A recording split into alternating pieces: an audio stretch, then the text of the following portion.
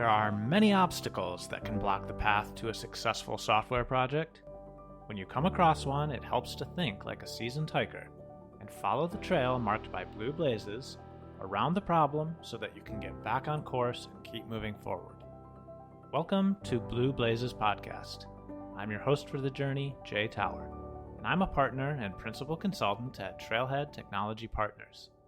In this series, we talk with industry experts who share their best tips for avoiding the pitfalls on the path to successful software projects.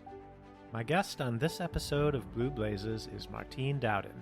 Martine is a designer, developer, author, and international speaker.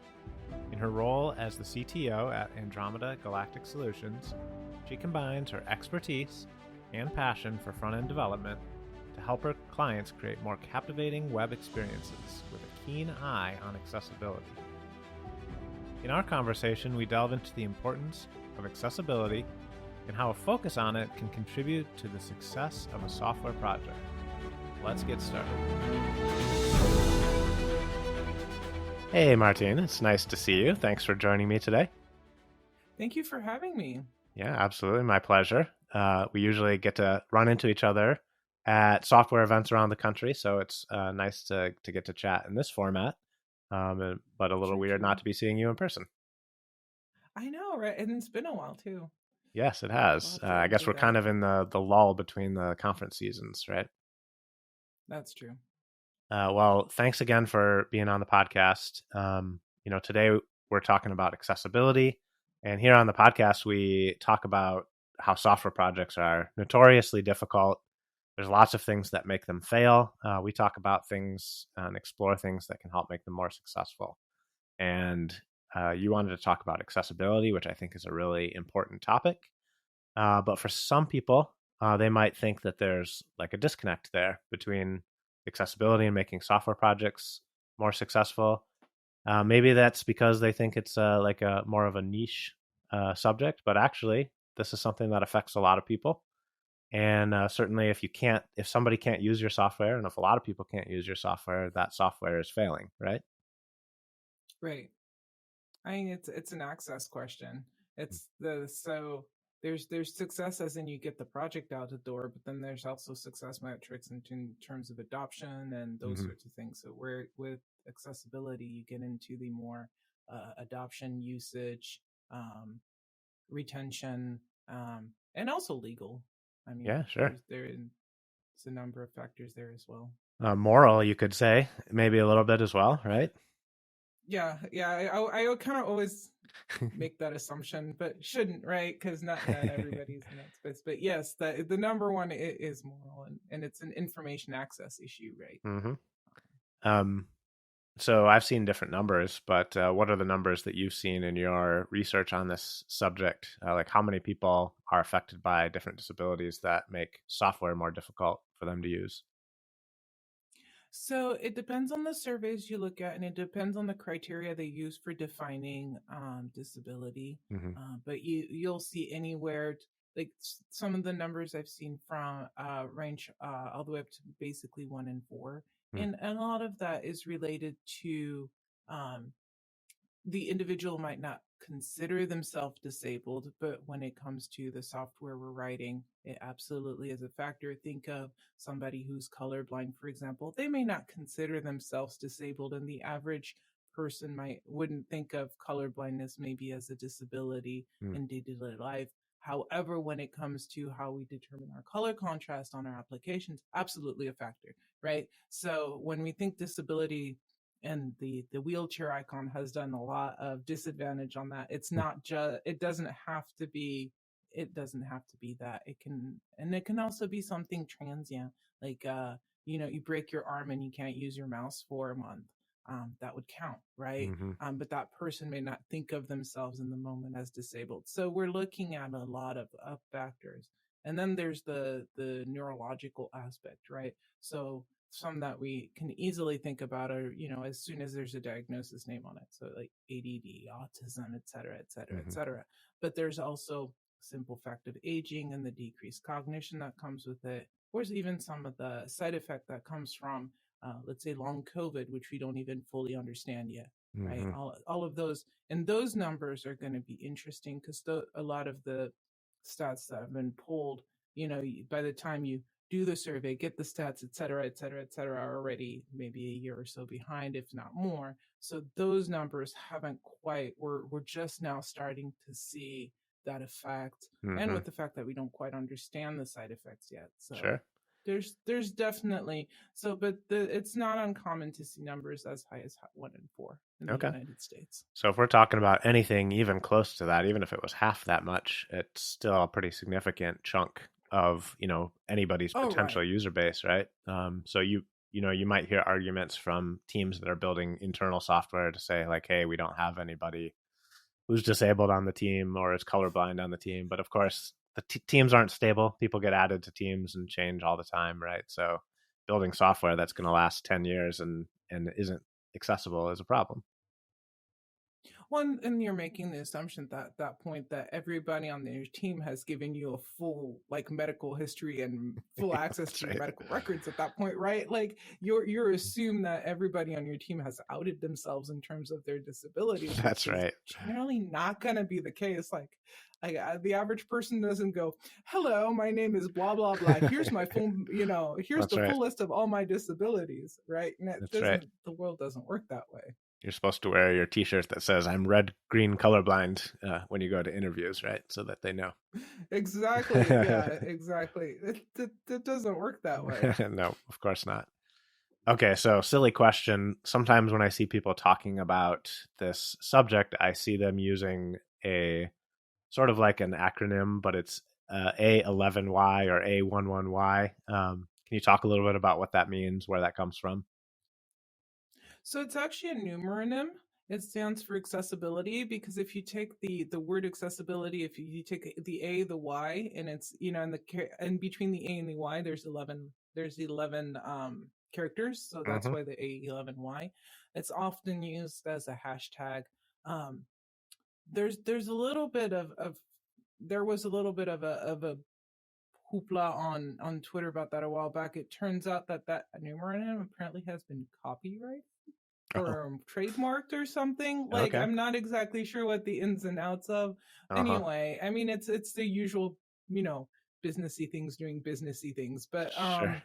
the what I find interesting about the numeronym in general is that in some respects it's helpful, right? You're less likely to typo it. It's a lot easier to read, et cetera, et cetera. So from that, it's helpful for Sure. accessibility. On the flip side, like you have to know what it means. So it's hurtful on Yeah, that's accessibility, right. It's like a secret code. right? It's not very accessible, Right? right? Exactly. Exactly. Okay. So it's very much a two-edged like Yeah, yeah. give and take. So I've always assumed too that it was a bit of a play on words. I don't know if this is true or not, but like it looks a little bit like the word ally. And I wondered if that was on purpose. I don't know, honestly. I agree with you that it like especially depending on the typeface you're using, it totally looked like that. But Yeah, I mean it's since it's a numeronym, it's like we use I've seen a lot of people do it for internationalization, I-18 right. I-18N, right? I mean it's happenstance. Yeah. So It could is it also kind be of that is it really nobody cool? just knows how to spell accessibility, right? Yeah, yeah, that too. Okay, That too. so personal question: how did you speak about this all the time? I've seen you speak about this before at different events and online. So you're kind of an expert in this area. How did you first get into this? Like, what prompted that for you? Um, it's so before I got into tech, I have a background in psychology, and I did um briefly consider nursing school and got through most of a program and realized that there was too many people doing peopling things, and my machines were I was happier playing with my machines than with the peoples. But so that didn't pan out. But so it's the concept of people in health and all of that stuff was already kind of something that was in my background. And then one of my first jobs was on a government contract, which had an exemption based on the fact that long story, antiquated technology. We had a pass because the technology was antiquated. But eventually we were going to lose that exemption or that pass. And so, it's a stereotypical bureaucratic, all hands are on deck chaos meeting of like, full panic, what are we going to do? In typical, big corporation government type meeting, acronyms are flying absolutely everywhere. I'm lost because I have no clue what's going on. I just got dropped in this meeting as the tech person to try to figure out what we needed to do. And so I'm Googling acronyms at this point. So they start talking about we need to be accessible, blah, blah, blah, blah. And I'm like, okay, that's Googleable. I can find specs on that. That's good. Specs are good. Specs are my friend. Now, at the time, the only thing you could really find was the actual W3 specs. There wasn't all the pretty docs there are today and all of this information there is today. So, I mean, it was a bit of a snooze to read, but it got me there. So during the meeting, I'm looking at all of this and I'm like, okay, there's three levels. I ask which level we need to be accessible at. But because I knew enough to ask that question, suddenly they're like, oh, she must know what we're talking about. She's the expert. You became the team expert no, just with one. Please, no. Yeah, exactly. So the good news there is that I ended up getting paired up with an actual accessibility team from one of the companies that we were contracting with people that were very, very nice, helped me immensely, like actually taught me like how it works. And so got a mentor there and it worked out really, really well. But that's kind of how I got started. It was trial by fire and complete and utter mayhem. Okay. Well, that's how a lot of us learn a lot of things, right? Getting thrown in the deep end. So that makes sense. Exactly. Well, that's the perfect transition then to this next question, which is about legacy apps. When we go to a conference and we learn about some new tech or architecture or something that we should have been maybe doing on our current projects, but a lot of us are working with legacy projects that have been around for a while. So if you're thinking about accessibility when it comes to a legacy project, what's the approach or where does somebody start?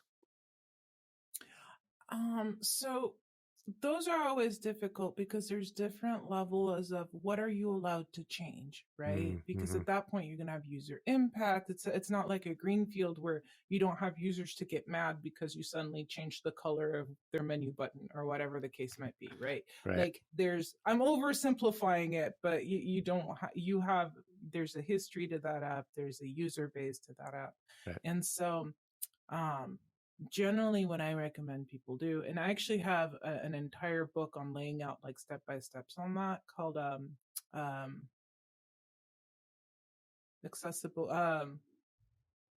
Approachable Accessibility. Wow. So check that out. But what I do is the first thing is assess, figure out where you're at, like trying to start blindly trying to throw like fix a thing here, fix a thing there. Sure, it being fixed is helpful. There's nothing inherently wrong with that. But if you have a plan and you understand, okay, like this is component based or template based, so we know this header and this footer is on every single page. That's a great one to fix first because it's huge impact. And it's gonna really help you. And as when you start doing evaluations on individual pages, you won't get, oh, it's that error again. Oh, it's that, that keeps on coming up and cluttering up the real visual of what's going on. So that's always a great one. And the other one is take your easy wins first, right? Because when you're getting started on that, you also have to consider your team. Is the team knowledgeable? Like, do they need training as to what these errors are and how they and how to fix them? And then does QA actually understand what these errors are, what to look for, both in in ongoing development but also in new development, so that you're not creating more issues as you do new development? Yeah, right? So there's that aspect. That's a great point. So we don't always think about this with QA, but accessibility should be an acceptance criteria for all of your user stories, right? The easiest way to do it right and consistently get it right is to have it from the very beginning, when you say, okay, we need X for this app, or we need to build this app, that it starts very from the criteria and included as part of the design all the way through. And you account for that in when you're estimating how long is it going to take me to develop this feature, where if this feature has all of this extra keyboard stuff we need to do, then that needs to be accounted for it as part of how long does it take me to build this feature, and not this, oh, we'll do it later, right? How you break that up in terms of years of, the development, that's up to you and your team, but it still needs to get counted and scheduled, and you can't really consider that feature done until it's there, right? And then QA'd, etc. But that can set you up for keeping your stuff accessible. Doesn't really help that whole, well, there's 50 other issues that we built 10 years ago that now we need to consider, right? So I think I've seen for web apps that there are quite a few different tools that you can use to do an assessment of your application and judge it. Do you have ones that you particularly like, or that are kind of your go-to tools for that type of a process? I do. But before I go into the tools themselves, there's kind of that warning of you're only going to get so far with automated tools, because automated tools are kind of, think of it as a linter, right? Your linter or your unit test can test a certain amount of things, but they can't test everything. And so there's an entire aspect of the automated tooling that cannot be tested, that it just can't test. So for example, if I have a page that has a dialogue, I open that, like, I'm not a mouse user. I don't have a mouse, right? For whatever reason. So I'm using keyboard only. I open this dialogue and now I'm stuck. I can't tab to anything. Automated tooling isn't going to catch that. It's also not going to catch things like, it's going to look whether you have alt text on your images, but if you have an image of a frog and your alt text says it's a guitar, it's just going to look at, yes, there's alt text. Right. So that's all things to consider. So the automated tooling I end up using is there's one built into Chrome called Lighthouse, which actually runs Axe under the covers. It's a great one if you're just starting with accessibility, because it does kind of a decent job at breaking down where the issue is and linking you to the code, or linking you to the spec and those sorts of things.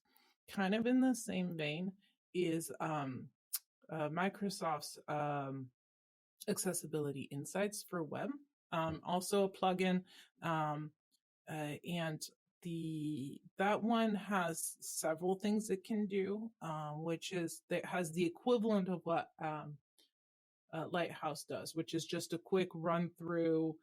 Here's what I can automatically test for you.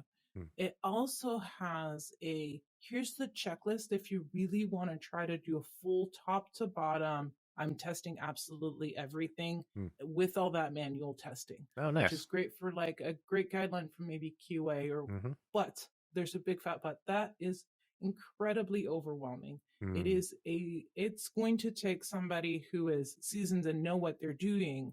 It could still potentially, depending on the complexity of the page, take several hours to run through that checklist. So I wouldn't necessarily use that as part of your normal development. I would use that as part of maybe a final QA or or a regression test or something like that. Not as in, I wouldn't require. And if you're just not somebody that is comfortable or not, has been doing accessibility work for a little bit, I wouldn't start there. That's going to be overwhelming and be like, it's kind of like, I don't know, trying to jump in the deep end of the pool when realistically you've never swam in your life. Yeah, that sounds like a power tool that you work your way up to. So along those lines, you were mentioning earlier that these tools are only as useful as the person using them and their knowledge of this topic. So let's say that someone's listening to this right now and they're kind of new to this. Maybe they've heard about it a little bit, but they don't know a lot about it. You mentioned also earlier that when you learned this, there wasn't as many good resources as there are now. So what are the good resources now if someone wants to get started learning about all of this? So what I found works pretty well is take your app, because if you haven't been considering accessibility from the moment you've been working on your app, you're going to have errors. That is the way like it's kind of like security. It doesn't happen by accident. Like Right. it's just not a thing. Yeah. So I would start in running those automated tools the on there, because that will start giving you a list of errors. And so with that tooling has links back to the documentation and the spec and to articles that'll help you understand what those errors mean. And that will start getting into, you'll get an idea of what the documentation looks like on an error in a context that you understand, because I'm making the assumption you understand your code. And then, which, I mean, if I've worked on legacy apps where that's not a fair assumption, where it's like, I have no clue what this person was doing. Sure, but yeah. I'm making the assumption you already understand the code. And so you've got a concrete problem you're trying to solve. You've got a concrete question you're trying to solve. And now you can go find the errors associated with it. And so that's where I tell people to start, because it gives them something very focused to kind of step into it and baby step into that aspect. Then from there, you can start building that knowledge as you see errors, as you see because the documentation not only has errors, but also has some resolution examples for common errors. So it's all, it's all interlinked. Like once you're on the page 4, like let's say it's telling me I failed on my color contrast, I can link to that document, to that specification, and it'll tell me here's what it is. And then there's 2 little documents associated, which is kind of like, why did they write this specification, why it's important. And then like there's usually a technical document to go with it that's like the more nitty gritty, here are some solutions you can use type stuff. So that's where I would kind of start, and then kind of start building that momentum. And then obviously, blogs, podcasts, books, like find yourself a mentor. That's always a great way to do it. Yeah, absolutely. Those sorts of things. Now, is this something that you will consult on ever if someone wanted to connect with you? Oh, yeah. All right. And if they do want to find you, is your website, martine.dev, the best place that they can find you? Yes. All right. Yeah. That's great. So what, software is always built on deadlines. It seems like I don't know if I've ever been on a software project where the client or the stakeholder said, just finish this whenever, right? So there's always that pressure to hurry up and cut things out that don't seem super, super urgent. So what's your best argument for accessibility should not get cut out on those, planning timelines? Like, how do you convince teams that it's important enough to be included? Well, there's the concept of, if I'm already having to convince my team that it needs to be included, I probably don't already have accessibility in our development flow, which is already problematic. Sure. So there's a question to be had more at a team agreement level and at a maybe possibly management level as to, hey, we need to fix this. And then when it comes to the mentality, so that's where I would approach it first, more so than on the individual like story or unit of work or however, whatever system you're using for breaking down your work. Right. But then from addressing the management aspect of it and the organizational aspect of it, there's several ways you can look at it. One, people already care. It's an internal motivation of some sort. It doesn't matter what it is. It can be they have a personal experience with it. It affects one of their family members, whatever. Sure. They're already in the bag. They're easy. You've got the legal aspect, right? There's a number of countries, there's a number of situations in which there's laws regarding this, and there's actually more and more lawsuits regarding the accessibility of websites, because it's an inclusion. It's an inclusion situation, right?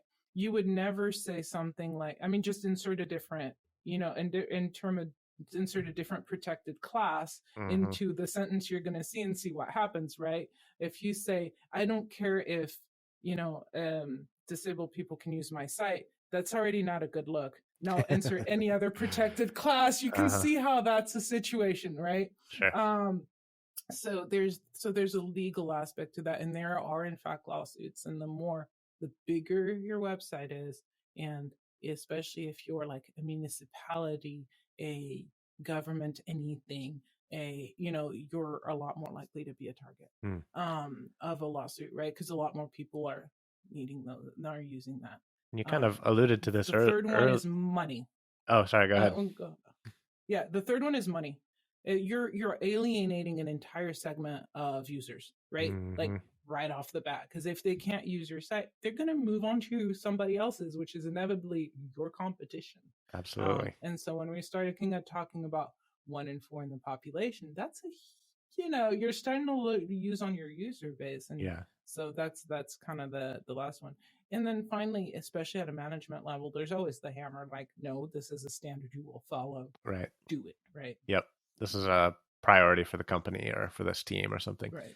And you alluded to this earlier, but I think this is probably worth underscoring, which is that once you get these built into your processes, once you get thinking about accessibility built into your processes, some of the tooling set up, some of the education around how to use it and what it means, and what what the goals are.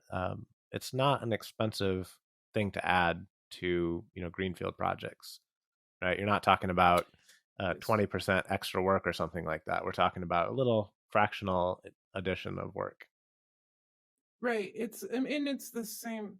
It's that same curve as most things. Doing it right and doing it from the get-go is significantly cheaper than coming back and trying to fix it later. Yep. Right. Yep. It's that there's so many things that work like that, and accessibility is yet another one. It's kind of like trying to shoehorn security at the very end. It never works, right? Yeah, that's right. The same thing with accessibility. If you try to shoehorn it at the end, you're gonna be hurting. We'll just put this application behind a firewall and then it'll be secure, right? Yes. Yeah, exactly. It's too late. It's too late if you haven't thought about it then. Yeah, exactly. And maybe that's where a lot of the hesitation that I do see comes from, is just people who are thinking legacy apps that, what a pain this is going to be to retrofit, because legacy apps are just a lot more work to do anything to. But when you're starting greenfield and you've learned all this stuff and you have the tooling, it's not really a big additional effort, right? No. I think there's the other hesitation I've seen is if you're in the front end world, like I am, it's one more thing to learn. Like you're already keeping up with all the movement in CSS. Yeah. You're already keeping all the movement in JavaScript and all the movement, and it's one more thing to keep up with, learn, acquire, internalize. Like, and I think I've seen some reluctance that's just like, I can't, like too many things to. Yeah, I'm already saturated. And so from an employer's perspective, I think that's where, especially if you have a team they're new to this, making sure that you're giving them the training time and the time to learn it, right, as part of their job, because otherwise you're never going to get anywhere. Yeah. Unlike, say, Angular or something where there's a new version every couple months or something, right? This is fairly stable thing. You learn it, you're going to understand the basics. There's updates to the standard, but it's it's tweaks, not rethinking everything. So correct. Once you know this, you're going to know how to do it for probably the rest of your career. Correct. Where it gets tricky is that the devices change really, really fast. Sure. Right. Yep. And so how you do it on each device is maybe a little different. Mobile versus web. Correct. Yeah. Correct. Great. Well, this is a really important topic, and I think if we're anywhere near that 25% of people that are impacted by different abilities when it comes to using software, this is something that we really need to be thinking about while we're building software. And I think especially for those of us who don't suffer from one of those different abilities, it's easy to forget about it and not realize that we're actually making our software much harder for other people. So I appreciate your focus on this. We mentioned your website earlier, which is Martine, which is martine.dev, right? And I heard you also have a new book coming out. I do. That one's we do talk about accessibility in it a little bit, because obviously, like, you can't really do web development without it. But its primary focus is actually on CSS. Hmm. And what we do is take it's 12 chapters, 12 kind of independent little projects, and it shows you from the beginning to the end of how you would build this thing. So whether it's a grid layout page, whether it's a like maybe the ins and outs of styling a form, like those. But it takes each individual as one little project. Chapter is one little project. It works you through all of the CSS around how you would create that thing. And we specifically picked things that you see commonly, right? Like a profile card, a share link little widget thingy, like those kind of things that you see on every single website. Yeah. So that those really common ones, yeah. Well, that sounds really useful, and that's called Tiny CSS Projects. Correct. And where can people find that when it comes out? So it's currently, you can get the pre-release version at Manning, and there's a link to it in my website if you look for my publications page, there's a link to it directly there. So you can get the Awesome. pre-release version there, or it'll be out with the next couple of months on Amazon. Awesome. Okay. I'll definitely check that out. Okay, last question, hardest question, I think. We focus on software projects and making them more successful. We're always looking for different topics that we should cover on the podcast. So today we've talked about accessibility. What other topics do you think we should cover on the podcast? I think topics related, coming back to the fundamentals, like because there's something, whether it's accessibility or otherwise, I run into. We love our frameworks, and I'm not bashing the frameworks. I love my frameworks too. I use them and abuse them like every other web developer under the sun. However, I find that when I'm consulting, when I'm helping people out with their projects, a large majority of the places people get really stuck, and the same for me too, is they've learned the framework, but they don't necessarily understand the technology that is running that framework. I'm gonna pick on Angular a little bit, but it's I'm just picking on it because I use it every day. And it's a question of, like, I'll see issues where, oh, Angular's being a butt, I can't get it, blah blah blah blah blah, and it's like, no, you have a TypeScript problem. Your issue is actually a JavaScript problem. This has nothing to do with your framework. Yeah, you're failing at JavaScript. So those kind of things where I think the tooling helps us get so much further with less knowledge, which is great for the getting up and running, which is great when you're learning it. However, as we grow as developers, understanding that underlying technologies, and maybe like, so anything related to those, where and how those gotchas are, right, and those sorts of things. Yeah, I think fundamentals are great to think about again. It's, you go to a conference or you listen to a podcast and it's always the latest and greatest, whatever. And sometimes those fundamentals get skipped over. So I'm thinking like the solid principles or design patterns or things like that are super, super useful. And maybe everyone just assumes everyone else knows at this point, but it's worth covering again. And I mean, I like, you and I both speak at conferences, right? You and I both I'm sure, have talks that we've retired because we were so sick of giving them. I think there's also that from us, from the speaker community as well. You remember that, there is a time and place and room for those intro talks that, yes, we have been giving every year since the dawn of time, but we need to continue to give every year until the end of time, because new developers come into the industry, right? That's true. Yep. I think there's a few like that. In fact, probably a lot of people have heard of Code Mash, a pretty famous conference that happens every January. I think there's one talk, I can't even remember who gives it. There's a talk that happens every year at Code Mash, sort of by tradition. That's just the same topic over and over again. I don't know if you remember which one that is, but I don't. Probably a fundamentals, right? Yeah, you'd think I would, because I was on committee for several years and I still don't remember which one it was. Well, that's okay. We can't remember it all. Committee for several years. But it was a fundamentals or something. Yeah. Well, thanks for your time today, Martine, and talking about accessibility. I think this is a great, really important topic, and turns out to be, I think, a lot less scary to someone who hasn't started figuring it out than it seems like at first. So, thanks for kind of demystifying that a little bit for us, and for being on the podcast today.